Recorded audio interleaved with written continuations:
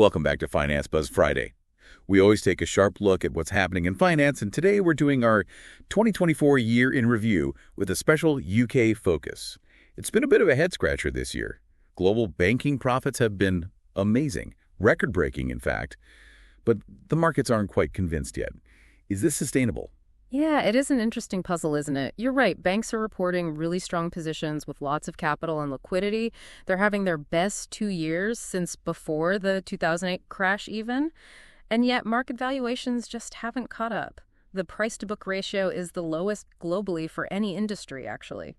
So what's going on here? Why aren't investors buying into these record profits? Well, markets are always looking forward, and the feeling is a lot of these bank profits are driven by things that won't last forever. Banks are making a killing with rates where they are, but what happens when those rates go down? Right, so markets are basically betting that these high profits are temporary. Yeah. But are there other things making investors hesitate? Absolutely. One of the biggest worries is about productivity. Banks have poured tons of money into technology, but they haven't really figured out how to boost their productivity. They're not getting the economies of scale that we see in other industries. Spending big on tech, but not getting the efficiency gains? That's not good. It's a real problem. And on top of that, banks are facing a ton of competition from smaller, more focused players. These guys are coming in and taking over the most profitable parts of the business. Think private credit, payments, wealth management, areas that banks used to own. So they're getting squeezed internally by their own inefficiencies and externally by all this new competition. And of course, we can't forget about the overall economic picture. Exactly. The macro environment is definitely not helping. Banks are seeing their costs go up, loan demand from both consumers and businesses is weakening, and there's a real risk of assets losing value, especially commercial real estate. Plus, we still have the Basel III regulations. Those are still putting pressure on capital and liquidity. It sounds like banks have a lot to deal with. And that brings us to the UK. As one of the world's leading financial centers, how is the UK doing in all of this? Well, the UK is in a really interesting spot. It's got a unique set of challenges and opportunities. Brexit is still shaking things up. It's creating new complexities, but also some possibilities for finance. And now we have a new Labour government, so that could mean some shifts in how the financial sector is treated. And this new government is dealing with a sector that's absolutely crucial for the UK economy, right? No question about it. Financial services are a huge part of the UK's economy. They contributed over 110 billion in taxes last year alone. And that's about 12% of the country's whole GDP. It's incredibly important. That's why there's been so much talk about the need for modernization and digitization. Yeah, there's a really strong argument that a focused program to modernize could transform the UK financial sector. It could bring in new investment, improve liquidity, and it could even help solve the UK's productivity problem. And it would boost the UK's global competitiveness overall. So the stakes are high. It's not just about how profitable banks are, but about the health of the entire UK economy. That's right. The decisions made in the next year or two will have a huge impact on the UK financial sector and its role in the global economy. It's a really fascinating time to be watching all this unfold. Absolutely. We've laid out the big picture, but now let's dive into some of the key trends that are shaping the industry, both here in the UK and globally. One trend that just can't be ignored is online scams. It's a problem hitting everyone, consumers and businesses all over the world. And it's really forcing banks to completely rethink their whole approach to security and fraud prevention. It does feel like these scams are getting way more sophisticated, and they're everywhere now. What's causing this, and how are banks trying to keep up? Well, there are a few things going on. First, finance is getting more and more digital, which just creates more chances for these fraudsters to operate. The pandemic definitely made things worse, pushing more people online for banking and shopping. And of course, the scammers themselves are getting more clever all the time, finding new ways to exploit weaknesses in the system. I heard that the UK is getting really serious about scam reimbursement. Can you tell us more about that? Yeah, back in October, new rules started here in the UK that require banks to reimburse victims of certain types of scams, specifically authorized push payment scams. This is a big deal because it puts more responsibility on the banks. They're not just trying to prevent fraud now, they have to cover the cost if it happens. That's a pretty bold move. What does it mean for banks and for consumers? Well, for banks, it's a huge push to invest in better technology to prevent fraud. They also have to really step up their efforts to educate customers. The banks are financially liable now, so they're doing everything they can to protect themselves and their customers. For consumers, it's a safety net.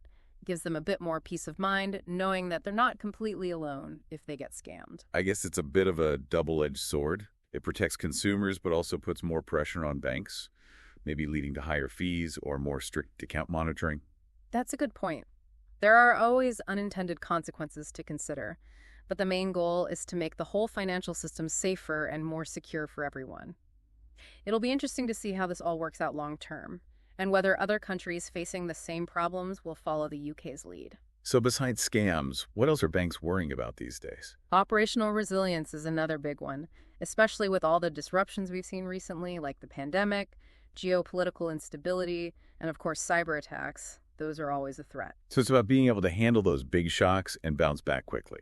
Exactly. And it's not just about internal systems. Banks rely a lot on third-party providers now, mostly tech companies, for really important services. Regulators in the UK and EU are starting to notice this, and they're coming up with new rules to make sure those third-party providers are under more scrutiny. That's a pretty big shift. It shows how interconnected our financial system is and how risks can spread from one player to another. Absolutely. And all of this is happening while consumer expectations are changing, too. The pandemic made digital banking a lot more popular, but consumers aren't just looking for convenience anymore. They want personalized experiences, customized advice, and they want banks to offer more services, things that go beyond traditional banking. So banks have to be resilient, secure, innovative, and customer-centric all at the same time. Yeah. How are they supposed to do all of that? It's definitely a challenge, and there's no easy answer. But one thing is clear. Data is more important than ever. Banks are collecting so much information about their customers, and the banks that can use that data to personalize their offerings, figure out what customers need, and give them solutions they actually want, those are the banks that will succeed. But all that data raises concerns about privacy and trust. How can banks use data responsibly and ethically? Transparency is key. Consumers have to understand what data is being collected, how it's used, and what benefits they get in return. They need to feel in control, not exploited. Right. No one wants to feel like their bank is spying on them. Exactly. And this is super important when it comes to using AI for personalized financial advice. These AI tools have so much potential, but banks have to be really careful. Consumers have to believe that the advice they're getting is good for them and not just about making the bank more money. So it's not just the tech itself, but how it's used and whether people trust it. Yeah. And that's where human advisors are still really important. Technology can help make advice more efficient and data-driven. But it can't completely replace the human touch, especially for building trust and dealing with tough financial decisions. This whole ESG thing fits in here too, right? Environmental, social, and governance factors. Right. It's become a really big deal, but I get the feeling there's more to it than just following the latest trend. You're right. There's a lot of worry about greenwashing. That's where companies, including banks, say they're doing all these great things for sustainability when they're not. Regulators are starting to crack down, and consumers are demanding more transparency and accountability. So just saying a product is eco-friendly isn't enough anymore. Banks need to prove it with real data and actions. Absolutely. This year, we saw several big banks get fined millions of dollars for greenwashing. It shows that regulators are serious, and banks need to step up. What can banks actually do to make sure they're not greenwashing? Transparency is the most important thing. They need to be clear about what they mean by sustainable or green and back it up with real evidence. The data has to be accurate, and they need to be ready to have it checked by independent experts. It's about closing the gap between what they say and what they actually do. It sounds like banks have a lot of pressure to get this right. They do, but it's not just about avoiding legal trouble or bad press. Consumers want to support companies that are doing good in the world. They're making their spending and investment decisions based on their values. So ESG isn't just a compliance issue. It's about the customer experience, too. Absolutely. And that leads us to something really interesting about how consumer expectations are changing. It's not a simple, uniform shift. Okay, I'm curious to hear about that. So how are these expectations changing? You said it's more complex than just everyone wanting everything to be digital. Right. It's not a one-size-fits-all kind of thing anymore. On the one hand, we are seeing a big move towards digital banking. Consumers really value that convenience and speed, being able to access their banking 24/7, and digital channels are perfect for that. I mean, just look at how many banking apps there are, all the online tools, and even fully digital banks popping up. That's proof of how much people want this. That makes sense. Our lives are so tied to our phones these days. But you said it's not that straightforward, so what else is going on? Well, at the same time as this push for digital, we're also seeing people want a more well-rounded banking experience. It's not just about making transactions anymore. People are looking for guidance, for personalized financial advice, and even help with things that aren't strictly banking, like buying a car or getting insurance. So they want the convenience of digital, but they also want the personal touch of a trusted advisor.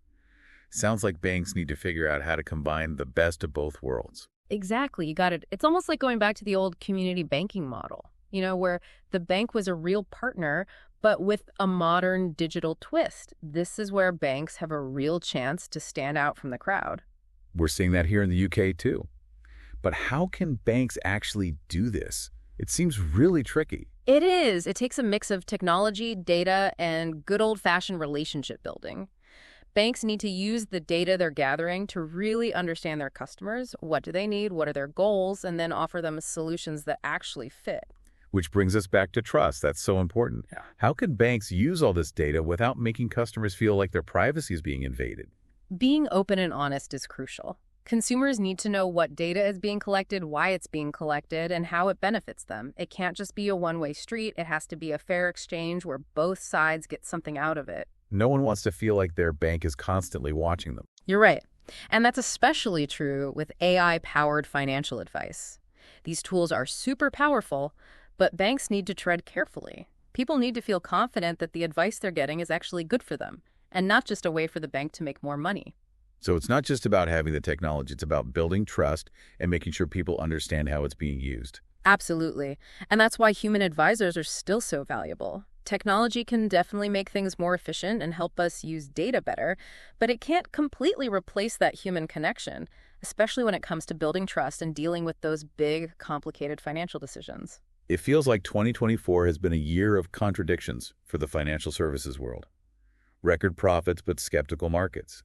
A push for digital transformation, but a desire for personal experiences. And trying to be innovative while still keeping that sense of trust.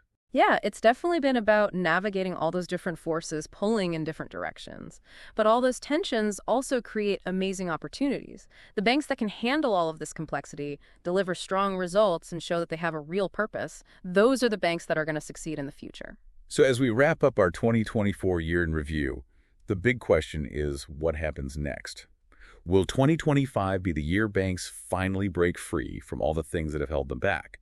Or will they get pulled back down? That's the million-dollar question, isn't it? And that's what makes this all so interesting to follow. The future is still being written, and the choices banks make, the innovations they go for, and the trust they build with their customers, all of that will shape what happens. Thanks for joining us for this special Finance Buzz Friday Year in Review episode.